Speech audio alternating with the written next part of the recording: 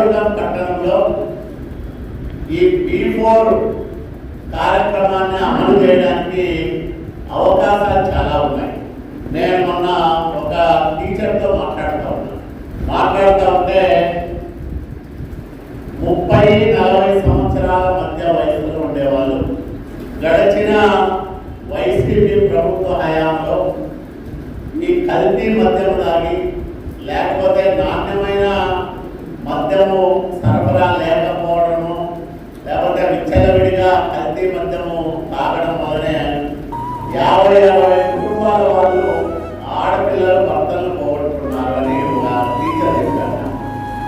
ఒకే ఒక సామాజిక వర్గానికి సంబంధించి వాళ్ళు డేటా చెప్తే ఆ రకంగా వాళ్ళ